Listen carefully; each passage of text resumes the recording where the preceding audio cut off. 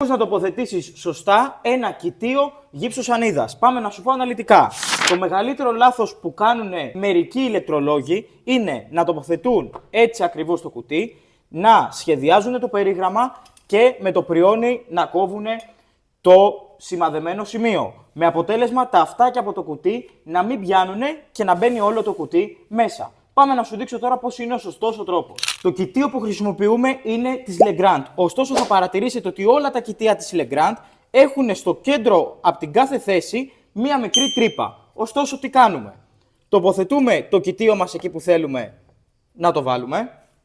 Αλφάδι για να είναι ίσιο και έτσι όπως ακριβώς πρέπει. Και με το μολύβι μας σημαδεύουμε τις τρύπες που έχει το κοιτίο μας. Τοποθετούμε στο πιστολέτο μας ποτηροτρύπανο 68 χιλιοστών, βγάζουμε την κρούση και με το τρυπάνι ανοίγουμε τις τρύπες που έχουμε σημαδέψει.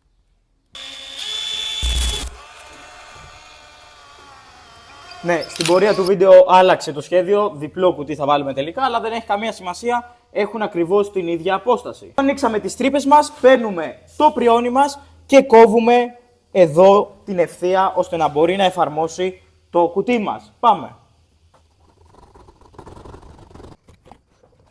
Και αφού ανοίξαμε λοιπόν τις τρύπες και τώρα χωράει το κουτί μας, πάμε να το τοποθετήσουμε. Και βιδώνουμε τις βίδες μας για να σφίξει καλά το κουτί μας. Και κάπως έτσι λοιπόν είναι ο σωστός ο τρόπος για να τοποθετήσεις ένα κοιτίο γύψος σανίδας στη γύψος σανίδα σου.